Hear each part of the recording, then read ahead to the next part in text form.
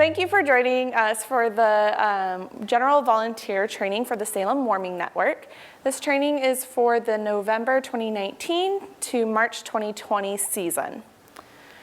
So our mission at the warming centers is to save lives. How do we do this? Through low barrier centers and trauma-informed care. So the Salem warming centers that are proposed for this 2019 to 2020 season is First Presbyterian Church and Capitol Park Wesleyan Church, which are both in the downtown area. East Salem, we have Church at the Park, and in South Salem, we have South Salem Friends Church. So we're going to start with an activity. I give you an index card, and then I'm going to give you instructions one at a time. Just follow those instructions on the index card. Draw an egg shape.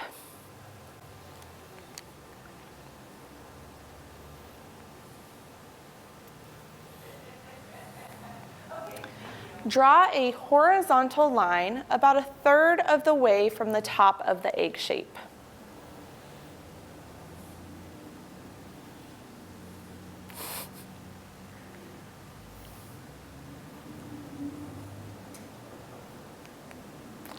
Draw a line from that line to the bottom of the egg shape.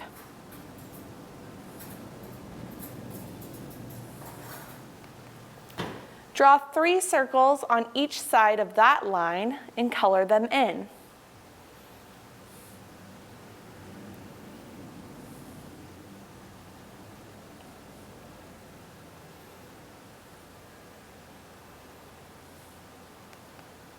Draw 2 curved lines from the top of the egg shape.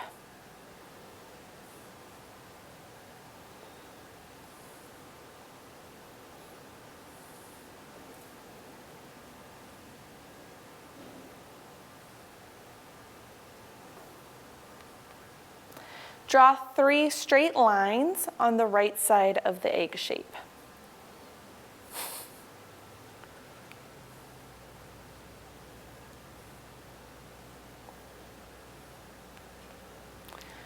Draw 3 straight lines on the left side of the egg shape.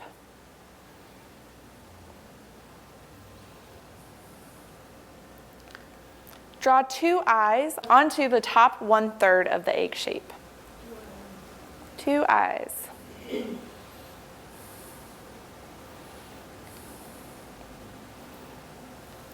Great, you're finished. So, what I'm hoping you got was a ladybug. Close. Nope, no, close, great. So why do you think we did this activity? Any idea? Drew the lines in the wrong place, okay. Anything to do with following directions? Yeah, definitely. So the reason we do this activity is to demonstrate that we all are coming from different perspectives. I thought I was being very, very clear in my instructions, saying, yep, we are doing this. I'm telling you how to draw a ladybug. You know what's going on. You did not understand what I was telling you. You didn't have the context for why I was asking you to do these things. And so it's important to keep this in mind when we're working with our guests, because they may not have the same perspective as you, and they may not understand the instructions. So you may have to say it in 3 different ways. You may need to give them the context. If I had shown you the ladybug first and then gone through the instructions, you probably would have drawn something that looked like a ladybug.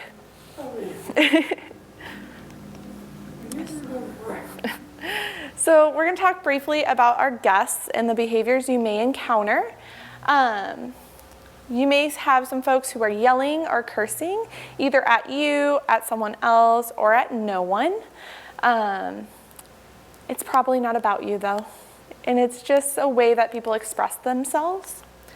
They may have an inability to control their arms or legs. So an example of this is we have a client that one of my coworkers works with who will just be walking down, and all of a sudden their arm just goes up in the air. There's they don't even notice it, and it goes back down. I always talk about when I'm talking really fast and all of a sudden my arm goes like this and I almost hit someone in the face. So keeping that in mind, that just because someone's arm goes out or their foot goes out, they may not mean harm. It just may be an inability to control their limbs. Come join us. How are you today? Good. We are videotaping. So jump right in. You may have some folks who are non-responsive when someone is talking to them. This may be because they're nonverbal. It may be because they're not processing what you're saying. It could be that, they can't hear you. We have folks who may be deaf or hard of hearing, so keep that in mind. There may be folks who are paranoid for reasons that you don't understand. Last year, I had a guest who I was standing kind of off to the side, wasn't even moving. They came in and they stopped, and I was kind of diagonal behind them. They freaked. They were so upset with me because I was following them, and I was like, I wasn't. I'm so sorry. And so if someone brings that up, just adjust yourself, make sure you're not behind them, or if you can correct whatever the behavior is that is making them paranoid, please do. A strong need for human interaction. This is another behavior you'll see. A lot of our folks are homeless, and they spend all day not being talked to, being ignored, and so we just want to make sure that we're engaging with them. They may want to talk all night long with you because you are an open ear. It's okay. There's no problem with that. They may want to hug you, things like that. We're not going to hug our folks. A handshake is totally acceptable, but beyond that, it crosses a boundary, so keep that in mind. And then confusion or disorientation. It is not uncommon to talk to one of our guests and have them say, where am I? What am I doing here? Or we may ask them to do something and they're like, I'm confused. What are you talking about? So remember, it's rarely about you. 99% of the time, it's not about something you did. It's about their own experiences. So what do we mean by low barrier? How many of you have ever heard this phrase, low barrier? Yep, okay, great one. So our definition of low barrier is reducing the barriers that folks encounter when accessing shelter. There are other shelters here in Salem. We have Salvation Army, UGM, Insamanka House in Kaiser. So we are taking away some of the barriers that those ones may pose. So our spaces are open to everyone. Folks are welcome to come in and out throughout the night and can leave at any point. So when we say everyone, we do not have a gender requirement. It's not a men's only or a women's only shelter. We welcome in children and families. We do have other people we try to connect them with, but we will welcome them in. And they can come. We don't shut the door at 10 and don't allow any more people in. And then they can leave at any point. We also don't require that they stay there till we close in the morning. So we go by the 3 Ps. That's pets, possessions, and partners. So pets are welcome, not just service animals. Folks can come in with their partner or their family structure, whatever that looks like. And possessions. We will take all of their possessions and store it in a safe space when they arrive. Last year, this meant we had a couple guests who had 22 bags worth of things. We happily took those in and stored them in a separate area. We don't require an individual to be sober to access our center, so this is important too. Folks can come in intoxicated, high, it does not matter. As long as their behavior is safe, they're welcome to join us for the night. We don't have ID requirements. We don't require participation in any type of programs or forced labor to access our shelters. Other shelters may, not just here in Salem, but other places, may have chore lists that when someone checks in at night, they pick a chore that they do before they leave in the morning. We just don't do that. And then everyone gets a fresh start each night of activation. So no matter what happened last night, it does not matter. When they come in, the slate has been clean. It's a clean slate. So we will welcome them in, they get another chance, because people have bad nights, and it's okay. However, just because we are low barrier does not mean we don't have rules and expectations of both our guests and our volunteers. And we will enforce those. A lot of times it comes down to a safety concern. So language. I'm going to talk briefly about language. I want to start by saying I'm never going to tell you, no, don't say that. There's a couple exceptions up here, but I'm never going to say that. I just want you to be thoughtful about why you're saying what you're saying and how you're saying it. So instead of saying psychotic, volatile, bipolar, crazy, and manipulative, switch to trying to describe the actual behavior.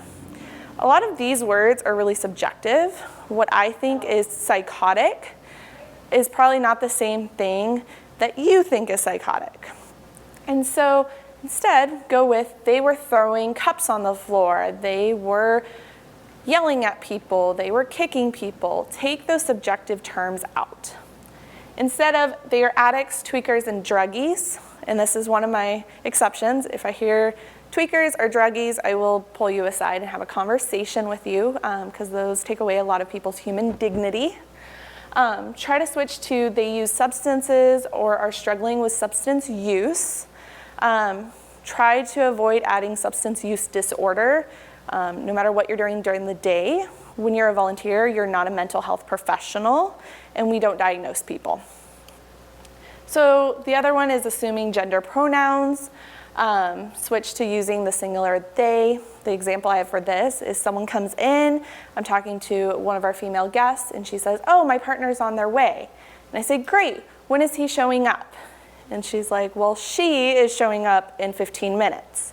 So instead, I can switch by saying, oh, when are they showing up? That way we just avoid those awkward situations. Instead of wheelchair bound, this can be very offensive to folks who are wheelchair users. So like I said, switch to wheelchair user. Person suffers with or from something, switch to person with X diagnosis. The reason with this, not everyone feels that they are suffering from their diagnosis. I have plenty of friends who have anxiety and depression who do not say they suffer with anxiety and depression. It is what it is, and they work through it. And then the last one is, hey guys. Instead, switch to a more neutral word. Hey everyone, hey folks, hey all. I still use hey guys all the time. I try to catch myself. It is a learning curve, but keep that in mind. And then a little more on language. Depending on the field you work in or volunteer in, you may hear person first language is the default and is the only right choice when talking about individuals. I disagree. I think both are very valid in that there are different communities in the population who identify with identity first language. So I'm going to briefly go over them, explain the differences, but I want to reassure you that I'm never going to tell you one or the other, and that it's up to you, but people do have preferences and they may share that with you. So identity first language is saying a homeless person, a disabled person. Person first language is saying person who is experiencing homelessness, person who has a disability. And so it separates, with person first, it separates the person from their identity. So these quotes from Transit Planning for All really encompass why both are valid. And so Transit Planning for All, when talking about identity first language, says, we recognize, affirm, and validate an individual's identity. On person first language, it is, we affirm that the person has value and worth and that their identity is entirely separate from self-worth. So keep those in mind. So we're going to talk about trauma-informed care. I'm not going to do a whole trauma-informed 101 with you because it is a very, very big presentation if I did that. But we're going to put it in the context of the warming centers. So what do our actions look like in the warming centers to ensure that we are having a trauma-informed approach? So the first principle is safety. Volunteers are welcoming and helpful as if guests were checking into a 5-star hotel. I say that your customer service skills should be that of you expect to get a $100 tip at the end of the night. It's not going to happen. And we're not in a 5-star hotel, but you can have that same personality and those skills and just the atmosphere we create as if we are in a 5-star hotel. Expectations are clearly posted, and additional rules are not imposed on an individual. So we have our guest expectations, which we won't go over in this presentation, but they are posted up on our walls where everyone can clearly see them. And we don't make up other rules. So we don't say, oh, I'm sorry, you can't sit in this hallway. It's not on our guest expectations. Now, if it's a safety concern, that is the one area where you may say, oh, you can't sit in front of this door because it's a safety concern. And then volunteers do not ask intrusive questions, touch guests unless they're helping someone with a disability or mobility limitation. The exception of that is a handshake. And they don't stand too close to a guest.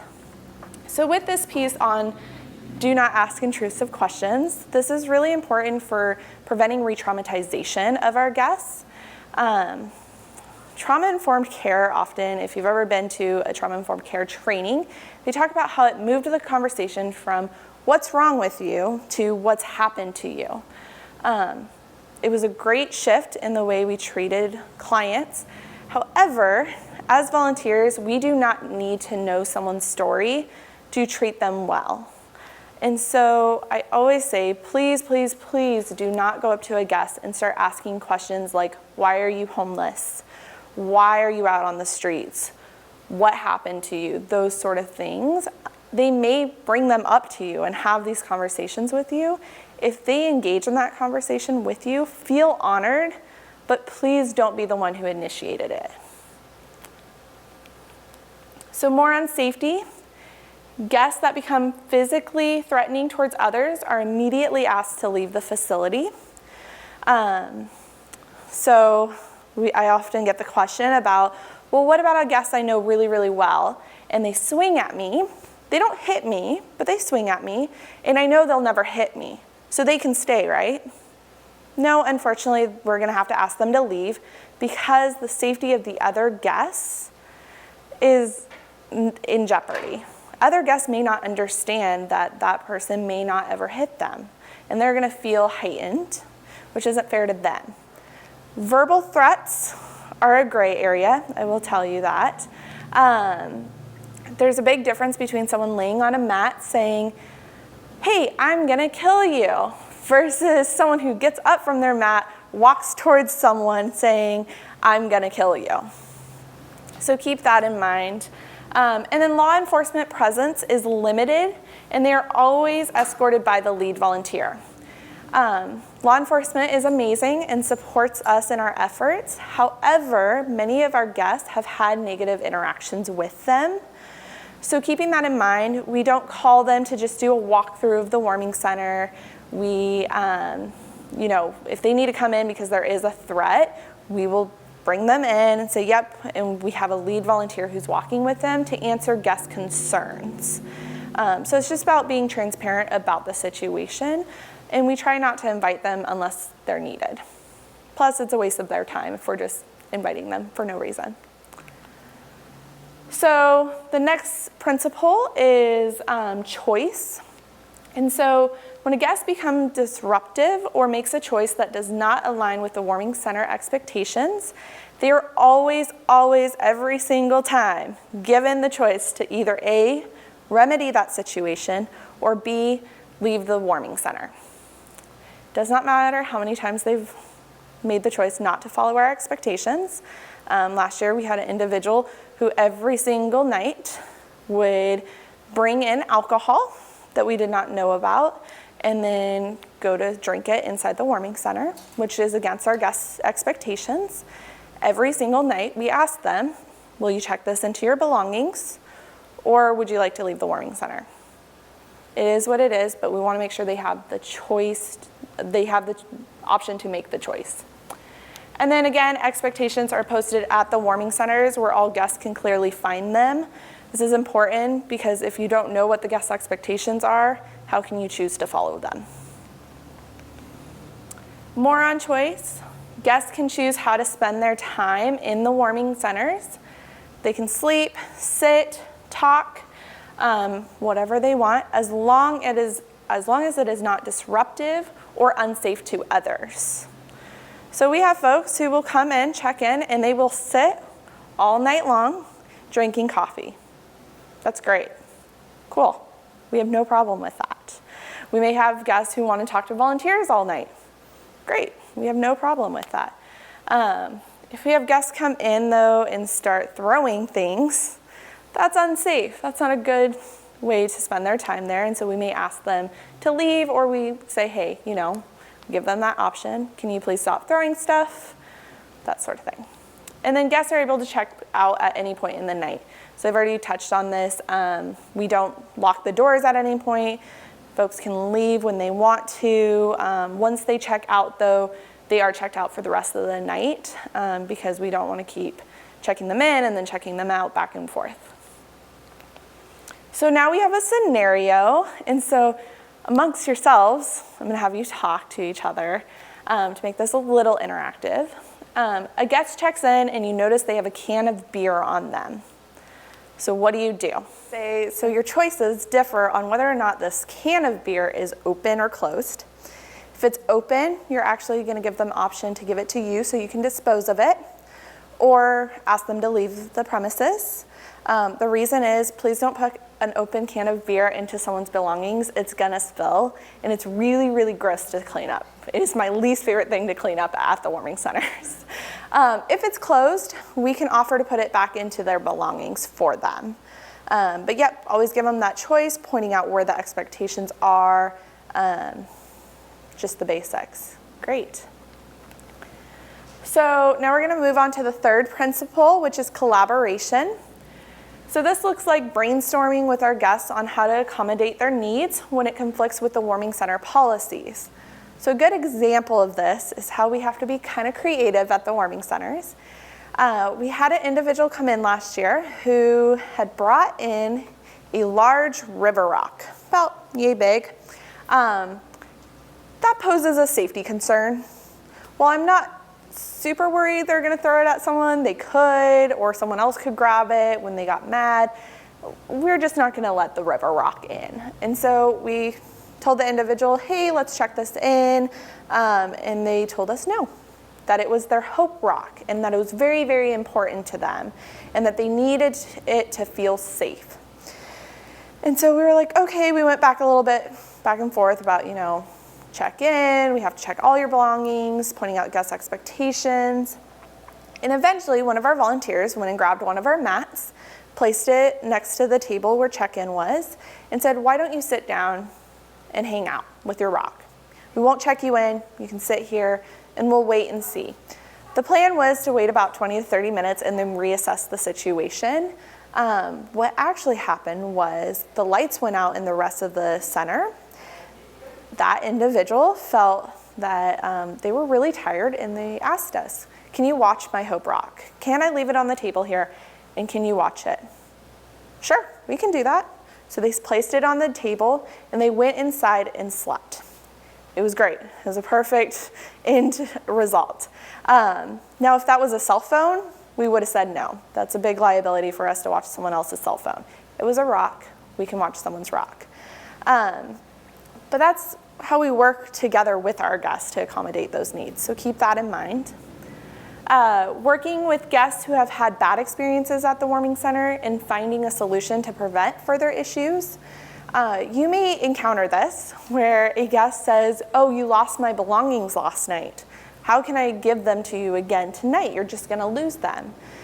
So we have volunteers who have asked, okay, what can we do to make you feel better about us taking all your belongings and putting them in another room? Because we can't let you in without checking your belongings.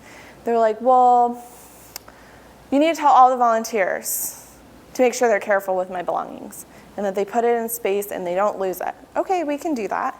We also usually, there's wristbands that we put on the individual that matches up with their belongings. I often show them that they all match so that they see that they all say the same thing and that we're not making an error at that point. And sometimes they'll come to Arches and talk to me, and I will sit there and talk with them. And what I usually do is send out an email as a reminder to all of our volunteers that remember, this is the process and this is how we do things, to try to help prevent those errors. And then listening to suggestions from guests regarding services, not only listening, but reporting them to me after the fact to make sure that if it is something we can do, that we implement it so that people know that they have a say in the services they're accessing. So trustworthiness, this is my really big principle. I think there's like 4 slides, so we're gonna get a little deep into it. Consistency in rule enforcement, processes, and engagement with our guests. It's very, very important that we treat everyone the same and that we enforce the rules the same with every individual.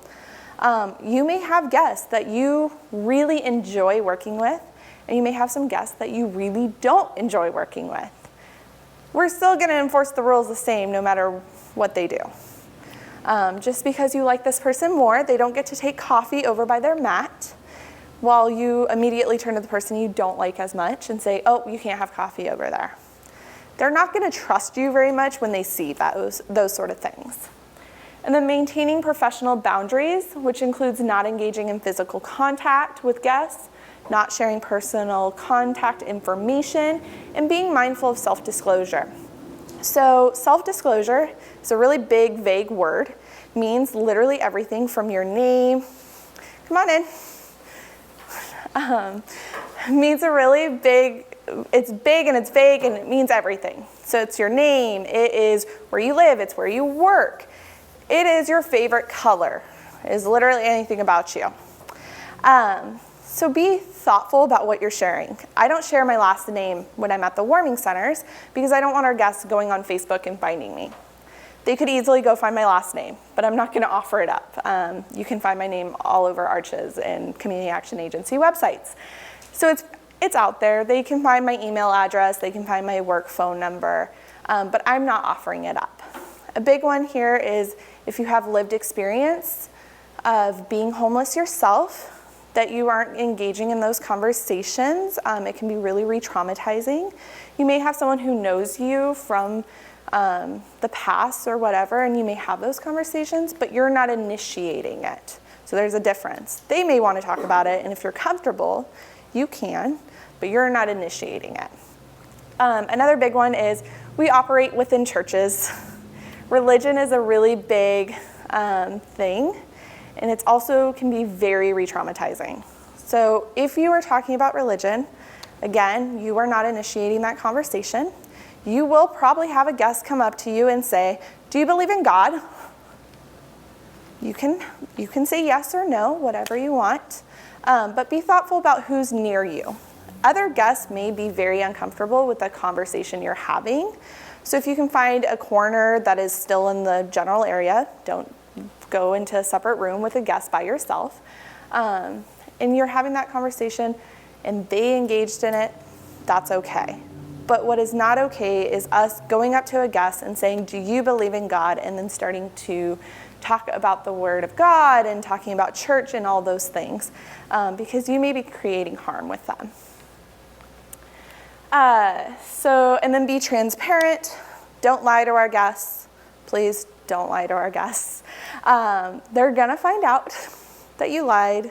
If you don't know the answer, just say you don't know the answer and go find someone who does. And if no one in the warming center knows the answer, then let them know they can come talk to me. So more on trustworthiness. Refrain from creating rules outside the scope of the guest's expectations. Guests aren't allowed to talk to volunteers, or guests aren't allowed to sit in the hallway. Neither of those are in our guest expectations. There's no safety concern with those. So they're not valid rules and shouldn't be imposed on our guests. Listen and engage with our guests, build working relationships with them, but do not confuse being friendly with being a friend. So with my friends, I buy them food, I lend them money, I take them in my car, they know where I work, they even know where I live usually. Our guests should not know those things. The exception is most guests know where I work because I work at Arches and it is what it is. But they don't know where I live. I've also made mistakes though and said things like, oh yeah, I live out in Staten. And they're like, oh, where in Staten? And I'm like, oh, next to the big field by middle school. And I was like, why did I just say that? So we all make mistakes. Keep that in mind. But being friendly, you can engage with them. You can have conversations with them. But please don't give them rides. Don't lend them money. Don't even give them a cigarette. So we're just creating very strong boundaries between us to make sure that we're not confusing that area. Because what happens is if you make them think that you're their friend, and then you have to ask them to leave the premises, they're going to feel very betrayed. They're not going to trust you. They're probably not going to trust the warming centers. And even more, they're probably not going to trust Arches Project. And that means that just the services they access during the day, like our day center and our housing, you may be causing a ripple effect. So that could be really impactful in a bad way. So keep that in mind. So scenario 2, so I'm gonna have you talk to each other again, sorry. You overhear a volunteer tell a guest that they're not supposed to be talking to volunteers and that they're distracting them. What do? Most people don't like confronting people in any sort of way, yeah. At one of the other trainings, someone told me, oh, this is what you do. You go up and you say, oh, I don't remember the rules being that way. We're gonna go talk to the lead volunteer. We'll come back. You can hang out here until we figure out the answer. And then make the lead be the bad guy saying they were wrong. That's totally okay. If you don't feel comfortable saying, hey, I think you're wrong, or hey, that's not appropriate. But you totally are in the right to say those things. What we don't want is to just pull the volunteer aside and never go back to that guest and say that we were wrong. Because they may feel shame or upset because, oh, I broke a rule and I didn't even mean to. I don't know about you, but when someone tells me I was wrong, I feel really bad about myself. And we don't want our guests to feel that way. Especially because if we tell them, oh, you can't talk to volunteers, and they go the rest of the season never talking to another volunteer. We really want to build community and relationships between volunteers and guests. It's very important. Do you have something to add? I think the thing that you said is important also to flip. We don't want to shame another volunteer. That's why I liked what she was suggesting, because you take the volunteer away from the guest, so you're not creating a situation in front of somebody else where the volunteer is. Yes. So yeah, be mindful of not hurting the feelings of the other volunteer and making them feel ashamed that they were wrong. Great. So more on trustworthiness. This is the big confidentiality piece. It's very, very, very, very, very, very important. I want to stress how important confidentiality is. It is never appropriate to disclose information regarding a guest, especially when it relates to information you learned about that guest from another role in the community, your job or another volunteer thing you do. Things as simple as you work at Walmart and you're doing the checkout, and you have a guest come through.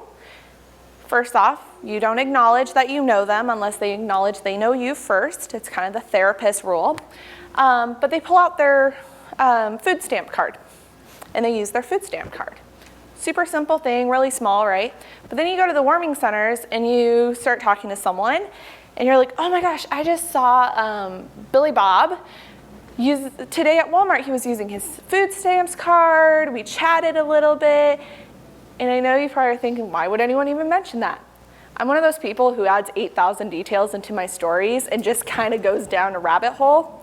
There are plenty of us who are like that, who don't even think about the details we're saying. And so keep that in mind. If you're one of those people, you don't need to add in all those details. You shouldn't even be talking about the fact that you saw them at Walmart. There's no reason. There's nothing. It doesn't add anything to the volunteer experience. On the flip side is criminal records and convictions are public information. Just if you happen upon a guest's record online, maybe you see that they were arrested the other day, just because it's public does not mean you get to share that information. What you do when you say, oh, I saw that blah, blah, blah was arrested for public urination yesterday, is now you're telling other volunteers this, and they are changing their perspective with that guest. They look at that guest differently. So don't do that. And then don't share information that a guest shared with you unless it relates to harming themselves or others. So a lot of our guests will talk to you and share a lot of information with you. They may share some past traumatic events with you. They may talk about how they're feeling currently. Unless they say something like they may be having suicidal ideation, self-harm, or saying that they would like to go hurt someone, don't share it. You do not need to go up to another volunteer and say, hey, guess what I just heard about Billy Bob. Sorry, that's the only name I can come up with right now. You don't need to share that. It doesn't feel very good if they found out you shared that information with another volunteer when they trusted you. It doesn't feel good when my friends hear what I have to say and then go and tell someone else about it. If it wouldn't feel good to you, don't do it. And so keep that in mind. If it's a safety concern, though, go to your lead volunteer. If you're not sure if you should share it, go to your lead volunteer. You can also contact me, depending on hours. But the first step is definitely your lead. So more on confidentiality. Be thoughtful when talking about guests. Are you talking about a behavior a guest had because it poses a real safety concern, or because you find it funny or irritating? So I'm going to tell you a story. Last year, we had a guest who went into the bathroom, stuffed something down a toilet, and it clogged the toilet. Okay, no big deal. We were able to fix it. We had to snake the toilet. Whatever. Great. No problem there, right?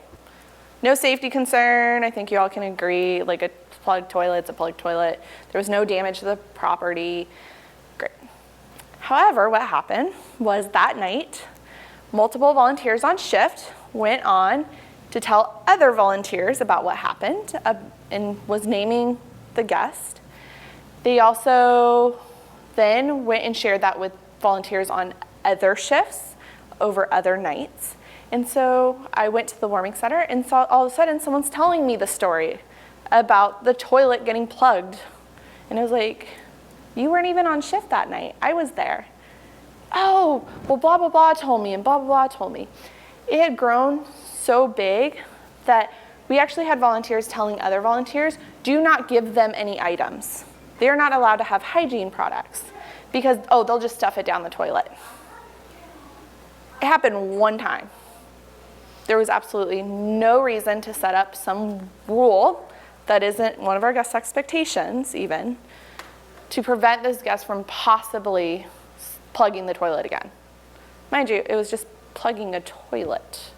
It wasn't harmful. So keep that in mind. If it's not a safety concern, you don't need to share it.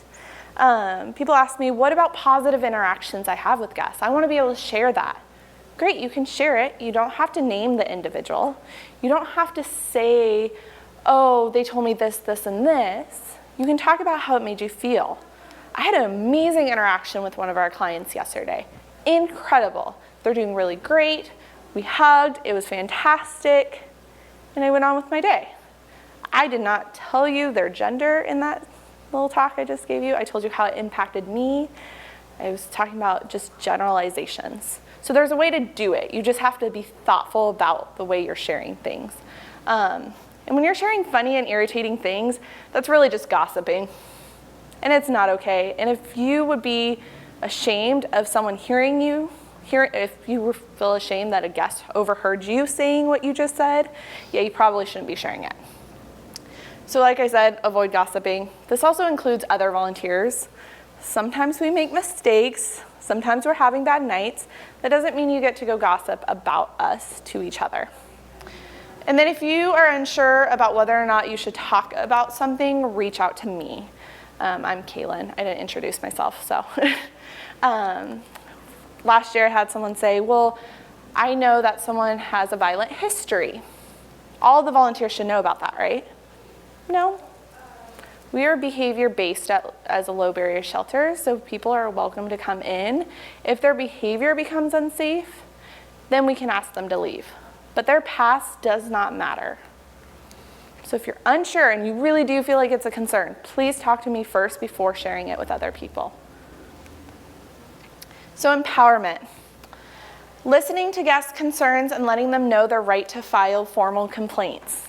All of our warming centers will have formal grievance forms this year. So if you are talking to someone and they are very, very, very upset with us, you can offer this complaint form to them. You can say, hey, would you like this form? You can fill it out. We'll make sure it goes to Arches, and it goes through a formal complaint process. If they say yes, we stop having that conversation. They don't get to be upset with us anymore. They can fill that out. We can help them with it. If they say no, they can continue to have that conversation with us. We just listen, and if we can fix it, great. If not, we can see if they have ideas. You may not be able to fix everything. We don't have the solutions to everything. So always validate their concerns and avoid blaming guests. A guest lost an item last year, and I don't know if it was lost. It may have been misplaced. But what happened was they went up to our checkout table, and someone said, oh, well, you just have too much stuff. I'm sure it's in there. Well, that doesn't feel real good. I would be pretty upset if someone told me, oh, no, you're not. You're wrong. It's in there. You just have too much stuff. So don't do that. You can offer to, hey, would you like some help? We can pull it aside over here. We can open up all your belongings. Or I'm sorry, it seems that it got misplaced, those sort of things. And then asking for input and suggestions from guests who utilize the warming center. You may have some experience doing this when you're there. Just, hey, how's it going? They may offer suggestions to you. I tend to do this piece because I'm at Arches, and I interact with a lot of our guests during the day as well. And so we did a guest survey this past year asking for input, like, how do you feel? Did it feel safe there? What would make your experience better? So scenario 3, time to talk again. You have a guest who started to yell in the warming center. It is about 11:30 p.m. Lights go out about 10 p.m. and guests are trying to sleep. You notice that other guests are becoming agitated. What do you do? So what if this person is not responding to you? They may be in the middle of a mental health crisis and they're not processing what you're saying. You can't invite them to another room. They're not processing. Get the lead person? That is a great idea. 2 people, for sure. 2 people, definitely. Grab a second person. Yes. So all of what you said was fantastic and totally right. If you can ask them what's wrong, offer a listening ear, and they respond, great. If we can just keep them there, just talk to them, awesome. If they continue to yell, if you can get them into another room or outside to go for a walk, it may be a distraction and help them de-escalate themselves. You can see these fidgets out here, which normally are passed around and stuff. Sitting in a training really long and talking about trauma a lot can escalate people. So I go to silly putty. I'm a big silly putty person during trainings. I feel very uncomfortable, and I can feel myself even escalating just listening to normal trainings. So I play with things. So maybe we have some of those pipe cleaners, handing someone a few of those and say, hey, can you make me a butterfly? See if it works. Also, if they get thrown, it's not gonna hurt you. Taking walks or distracting. A big thing with the other guests who may be getting escalated. If that individual is yelling and you can't remove them from the situation, you have to remind those guests, hey, we're trying to work through this. I know it's frustrating. Validate those feelings. And then say, hey, I'd really like it if, we're going to work through this, but can you please stop threatening us? That's not appropriate behavior, and it's not really helping the situation. Oftentimes they'll be like, okay, I've done it before. They're cool with it. If they don't understand that we're actually trying to solve the problem, they feel that they need to jump in. So yeah. Cool, great. So some de-escalation. We're going to talk briefly about de-escalation. I can't teach you de-escalation. I'm sorry. I know. I'm getting the look of like, why not? It is a hard thing to teach, and there are plenty of people smarter than me who can teach it. I just can't. I can give you some basic skills, though. Something to put in your toolkit in case you do encounter someone who may just need some help re-regulating their emotions. So be empathetic and non-judgmental. Their feelings and reactions are valid, whether or not you understand them. So the example I always give is, I'm walking down the street and, oh no, I don't know, Bill, thank you for the name tag. So I'm walking down the street, Bill and I bump shoulders. Normally, you have that conversation like, oh, I'm sorry, no worries, no big deal, we move on. At the warming center, you may see this happen where you see two guests bump into each other, and suddenly one of the guests is very, very upset and feels that that person purposely did it, or feels that that person is after them. That is a valid feeling. Whatever happened in their past, whatever is going on with them in that moment, those feelings are valid, and the way they are reacting is 100% valid. You may not understand it, but we have to address the situation as if their feelings are totally reasonable and understandable. Just go in, no judgment. The other person in this situation also deserves their feeling to be valid. So I bumped into Bill. Bill, you're very upset with me. I am confused. I'm like, why are you so upset with me? So when you go to de-escalate this situation, you're going to validate Bill and say, hey, I know this is frustrating. I know you feel this way, X, Y, and Z. You're going to turn to me and say, I know you don't understand what happened. I'd really we can talk about this. I'm going to talk with him right now. We'll loop back around. Make sure both people know that they're being heard and that whatever happened is kind of confusing for both of them. Make sense? Always be in pairs when you're trying to de-escalate a situation. I have a story to tell at the end of this. So tap out if you notice you are escalating or the person is not responding to you. So this is why it's really great to be in pairs, because some people will not respond to you. There are people who look at me and I remind them of someone from their past that was not very nice to them. I cannot de-escalate them. There is just no hope. So if I have another person with me though, it's great because I can just step back, let that person step in and start talking to them. It's good to talk to your partner first and make sure they know what it looks like when you're tapping out, because you're normally not going to be like, I'm tapping out. Or you might not even touch them because maybe they're 5 feet away from you, those sort of things. But whatever it is, at Arches, we know each other really well. So me stepping back, people know that's me saying, I'm done, I'm out, I can't do this anymore. And it also, if you notice you just can't handle what's happening, please step out of the situation because it's not going to go well. Even if you don't have a partner, just stop. Just stop yourself, don't engage with it anymore, because you're probably going to continue escalating that person. Set boundaries and be clear about what those are. So if I'm talking to someone and they are yelling and threatening me, it's completely appropriate to say, hey, I really want to help you with this situation, but I can't do that when you're threatening me. It's 100% okay to say that. You're setting a line that can't be crossed. I do this with personal space too, where someone will get right up into my face and I'll take a big step back. Hey, I'd love to talk to you, but I need us to keep this space between us. It's okay to say those things. There's nothing wrong with saying them. Try to avoid a power struggle. Redirect comments that put focus on your authority. So, well, why do I have to check in on my belongings? Because I said so? Yeah, don't do that. Because I said so is not an appropriate answer. You should have a valid reason why we're asking them to do something. If you don't have a reason, then you need to rethink why you're asking them to do something. And then avoid rushing into any situation. Think about your surroundings and ensure your safety first. It's okay to take 5 seconds and look at what you're walking into before you go to the situation. Next to medical emergencies, most things, yeah, you need those 5 seconds. You can take them. Nothing's gonna happen too terribly. Medical situations, we tend to rush into them. If you can, don't do that. But many of us just react.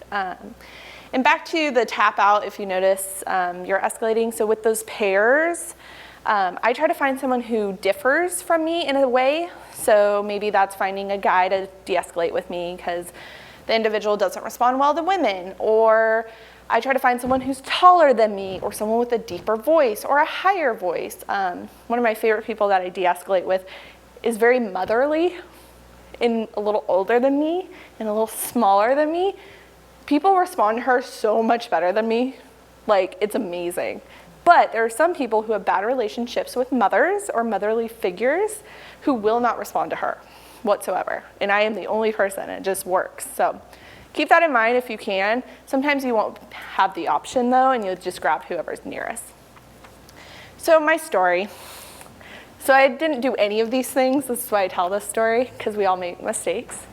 So last year, someone comes up to me, and I was the lead, and says, hey, this person over there, there's a problem. Okay. They're very, very mad, and all of a sudden I hear this individual start yelling. I'm like, oh, great. Okay. So I walk over, and I just walk right into the situation, and I start talking to them, and I have a table between us.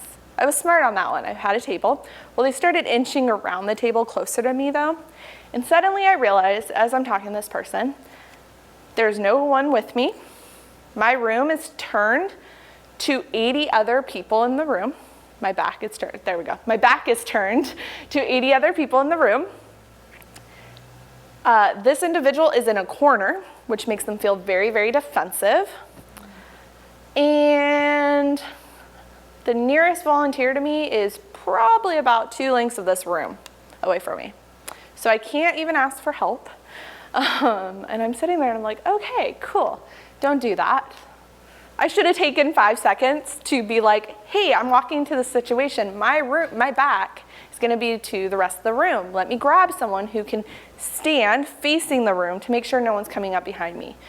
While I didn't think anyone was gonna come up behind me, if there was someone else who escalated and it was nearby, I now have my back to that situation with no one there. So be thoughtful. You have the time. Grab someone else. Don't do that. And if you see someone by themselves de-escalating a situation, go help them, please. It would have been awesome if I had someone right there, especially when I realized I was probably gonna have to call 911 because of some threats. And so I was like, I don't have a phone on me. So just try to partner up. So more on de-escalation, body language. There's a difference between talking to someone like this. You know, I have tapping my foot too, because that's just what you do when you do this, versus having your hands here. Someone pointed out having your hands behind your back can be very similar to people who work in institutions. So behind your back, try not to do that one either. Maintain neutral facial expressions. So you may get called some very bad names at the warming center. Don't react. I know it's really, really, really hard. You know how I do this? I practice with people I'm really comfortable with, and I have them call me different names. I've been called poopy face. I've also been called some very nasty cuss words. Practice it, because you're not gonna be thrown by it when it happens. And when you do it with someone comfortable, like, your tendency is to actually laugh. And so training yourself not to even laugh helps. I had a guest last year who called me something like meanie head or something, and because I was close with them and I wasn't expecting it, I started laughing. They didn't really appreciate that, and they switched to a different name. So it's better if you just, just hold your face still, don't react. Mild eye contact. If you do too much, it becomes aggressive. Keep about 1.5 to 3 feet away from the guest. Think about the arm length. I have a fist for a reason. And then nod to indicate you're actively listening, but don't turn into a bobblehead. So don't go like this. Yeah, I hear you. Great, super. I've seen it happen. This is why I encourage you to keep that in mind. For your voice, use a soft tone. Use their name unless it seems to aggravate them. When you're growing up and your parents yell at you and they call you by your first and middle name, it doesn't feel too great. Some people may have those memories attached to hearing their name. So you may say it and suddenly they're escalating further, so stop using it. However, on the flip side is, when my mom says my name, it is like the best feeling in the world. It makes me feel great, it feels safe, so you may have that reaction as well. And then talk calmly, and then allow silence for reflection. We love to fill the space with words and sounds. Yeah, don't. Take a few seconds, allow them to process. There are plenty of people who, whether it's mental illness or a brain injury, who can't process very quickly, and they just need those few seconds. And then scenario 4, so you get to talk to each other again. There are 2 guests in the bathroom. You notice that they have been in there for a while, and when you go inside, you find that one is attempting to wash their clothes in the sink, and the other is unresponsive in the stall. What do? So washing your clothes in the sink does not follow guest expectations because of the safety concern of throwing a bunch of water onto the floor, which happens when you're washing clothes in a sink. Someone could slip. We don't want that. And we also don't know what's in the clothes. So you have someone unresponsive, you probably shouldn't leave that space to grab someone else. You can poke your head out, but I wouldn't actually leave the space, so keep that in mind. So the person washing their clothes in the sink may be a good source of information. That is a great observation. It's really awesome to think about.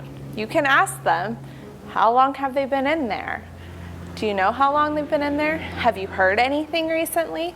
So maybe the clothes being washed in the sink are the person in the stalls, and that person is helping out a friend. I didn't even think about that. That's a great thing. Surprising me with thoughts here. Anything else? So, definitely check with the person washing their clothes in the sink. See if they know anything. If they don't, try to get them out of the bathroom. Try with like a 1 sentence. I always go with, hey, you know, we don't really want to wash clothes in the sink here. If you go to the front, they'll grab you some dry clothes and give you a bag for your wet ones. Because if you can get them out, you're going to be able to hear a lot more, which is really important when you're working with someone who may be unresponsive. Because the water's running, you're hearing splashing, you're not going to be able to hear things like someone tapping on their phone or someone who may be struggling to breathe a little bit, those sort of things. With trying to grab someone else, since you don't want to be the only person in the bathroom, if you can put your head out and see another volunteer, which hopefully you can, definitely wave them down and try to get them in there or have them grab someone else. However, don't actually leave the bathroom because things can change very, very, very quickly. But if you can wave someone down, definitely. And if it becomes you need to call 911 and you don't have a phone on you, you're gonna have to leave. But try your best to stay in that space. With the person who's unresponsive, knock on the door. Hey, is everything all right in there? They may not respond to you, but you might be able to hear them moving around. If they still don't respond to you, knock again. Hey, I really need you to respond to me. If I don't hear a response, I have to call 911. They might pipe up at that point and say, oh, I'm fine in here.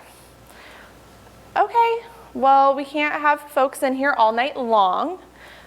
So some people will go in there to sleep because it is the warmest space in the warming center. That is not very safe because they're behind a locked door, and if something happens, we can't get inside. So we really want to make sure folks are moving along back to the sleeping area. And so if they're still not responding to you after you say, hey, I may have to call 911, call 911. It may just be a fluke. Maybe they are sleeping so deeply and they didn't hear you, but it's better safe than sorry. They can refuse services when the paramedics get there, and it won't cost them anything, so it's totally okay to do that. If your person who is washing clothes in the sink hasn't left yet, definitely encourage them, hey, we have dry clothes. Let them know that, when you're washing clothes like this, a lot of water is getting on the ground. People could slip. We're really worried about everyone's safety, those sort of things. And just let them know that we don't wash clothes in the sink. That's not the purpose of the sink. And you can have that conversation with them. Usually when you say, hey, we have some dry clothes, that's all they want. They just want something that's clean. And there might have been something on their clothes, which is why they were washing them. So try to give them a different option. So just a few things to remember. When helping a guest with a disability or limited mobility, always ask how you can help and follow their lead. There's this weird assumption that the best way to help someone up off the ground is from their elbow. There are some people that could dislocate their shoulder, you could break something. So just don't assume, ask them. And as you're helping them up, or even helping them down to a mat, check in. Hey, is this still all right? Should I readjust my hands? Are we good? Does this hurt? Things like that. Do not ever touch or move a mobility device without the permission of the guest. This is very, very important. This is, yes, it is an extension of themselves often.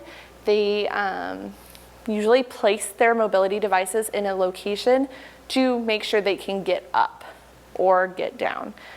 So if it is blocking a walkway or it's a safety concern where it's located, just let them know and ask, where can I move this?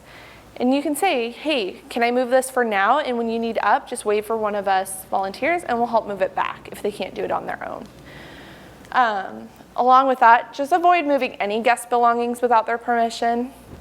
This happens a lot during cleanup and checkout in the morning, is you see a mat and you see a blanket on it and that's it. And you're like, oh, that person left. So you go and pick up the blanket, you go and put it in a bag to be washed, and then you take the mat and you start cleaning it. And then the guest comes out of the bathroom and they're very upset because their blanket's gone. So while they're staying there, both those things are theirs. They are, by all means, their belongings until they leave the warming centers. It doesn't feel very good to find out that someone moved them. Some people need the extra cushion that a mat will provide to tie their shoes or to adjust something, or maybe they just wanted to sit for 5 more minutes and the ground is really hard, so the mat was a little softer. So it's just best practice to just leave it there. So if there's a blanket on a mat, just leave them there. If the blanket is gone, then the blanket's been turned in at that point and we can pull the mat because the guest has checked out at that point. Some blankets at some of our sites are emergency blankets and they're actually a one-time use thing. So our guests can take those with them. So again, we don't want to pick one up and throw it in the trash if they planned on taking them with them. Handle guest belongings as you would your own. I always talk about this. This is the Santa thing people do where we put all belongings into a bag to make sure that they are contained. And we take them and we tie them and someone picks it up and swings it over their shoulder and starts stomping off like Santa, and I'm like, no, we're not doing that. I know it's easier to carry belongings that way, but you probably just jostled something could have spilled, and I wouldn't love if my belongings went through the air and onto my back. Like that, no, probably not a good thing. Don't drag them either. Don't drag the bags, don't kick the bags. I say these things because people have done them. When discussing a situation involving a guest, be mindful of those around you and avoid gossiping about guests. I've covered this a lot.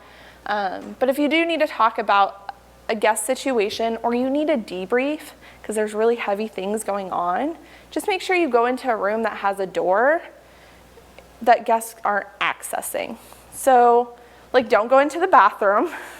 Yeah, it has a door, but guests are coming in and out. Pick a place that's like our storage space where guests aren't allowed to be in. And then when you are debriefing, remember when we're debriefing, we're talking about our own feelings and how it impacted us, not about the situation. So if I'm talking about something that happened, I'm talking about, well, this situation happened and it really affected me. I feel very upset. We're not just talking about it to talk about it. And then be mindful of spraying Lysol or using cleaning supplies when guests are in the space. Many people have chemical sensitivities. You have to use cleaning supplies because we have to clean, but we don't have to use an excess amount. We can just wipe something down, call it good. Last year, Lysol was a big problem. We have at First Presbyterian, there's a set of doors, a small hallway, and then another set of doors to get into the bathroom.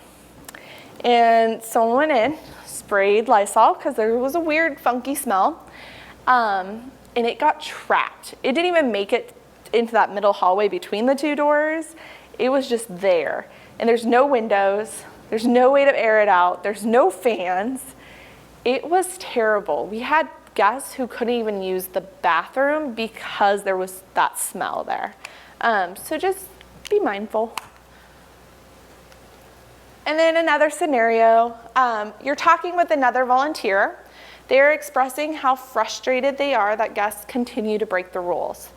They say, if the guests really cared about staying warm, they wouldn't break the rules night after night. We shouldn't even let them in. What do you do? So bring it to the lead. Have that volunteer talk with the lead regarding the instances and what's happening. Make sure that the guests it's been shared with them about the guest expectations. And then bring it to me. Okay, great, no, I love it. Yes, so guests get a clean slate every night. Volunteers, we also have expectations, and we want to make sure that we're not making decisions based off patterns that maybe we're seeing. All right, so both volunteers and guests are human. Volunteers may need to let off some steam, and we should listen to them, make sure they feel heard, and then move on to other suggestions. So yeah, so maybe the volunteer is hungry or just came from another job and has other responsibilities and aren't meeting their basic needs. So maybe they need a break. Maybe they just need to go eat something. All of those suggestions were fantastic and important to keep in mind. If you are hearing these sort of thoughts and feelings, please tell your lead and also come tell me, because this to me is a sign of burnout. I'm not gonna lie, most of us probably think these things. And I always talk about, I've definitely had the moment where I'm like, oh my gosh, every single night it's the same thing over and over and over. And I'm feeling stressed out. I also don't normally talk about it in the warming centers. It's something that I'm debriefing with my manager, and I'm taking account of my own feelings and what's happening. And usually it's because I had a really long day and I worked a 10-hour shift, and then I came here and I did another 5-hour shift, and I'm very, very tired. So just letting me know that this is something that was said by another volunteer lets me go and check in with them. Because I'm the supervisor, I'm the manager of the volunteers, so I just want to call them up and say, hey, what's going on? Are you doing all right? Were you having a bad night? Was that what it was? Is there something else happening in your life that's maybe making this harder for you? And just checking in. It's not about punishing them. It's not about you being a tattletale. It's just making sure that our guests are getting the best volunteers and the best 100% of us. Because even when we show up with only 70% of ourselves, it affects the way we do our work. And so I just want to check in with them. That's all. I just want to say, hey, how's it going? So yeah, definitely do that. And it is true. we give guests clean slates every single night. You can remind the volunteer of that, saying, hey, remember, we're low barrier. Throughout the words I use in this presentation is what I say. Hey, we're low barrier. You get a new chance every night. I know it's frustrating. You can definitely validate that feeling. It is frustrating. It is hard work. And if you don't work in social services during your day job, this may feel completely new to you. You may not have the same level of intensity every night. So yeah, validate those, but also follow up with your lead and myself. So wrap up, try your best. I think I've shared enough mistakes with you that you know that we all make them. And like I said, you're gonna make them, that's okay, but make sure you're correcting those in the future. Learn from each other, ask questions of each other, talk to people. When you're volunteering, you're gonna be with a group who have been doing this since the very beginning, to people who are just like you. First time. There's people in this room who have volunteered at the warming centers before. Like, we all come with different perspectives. I've only been in this job less than a year, so I have my own perspective. So keep that in mind, talk to people, see what they have to say. And then if you have concerns about guests or other volunteers, reach out. Nothing can change unless we know about it.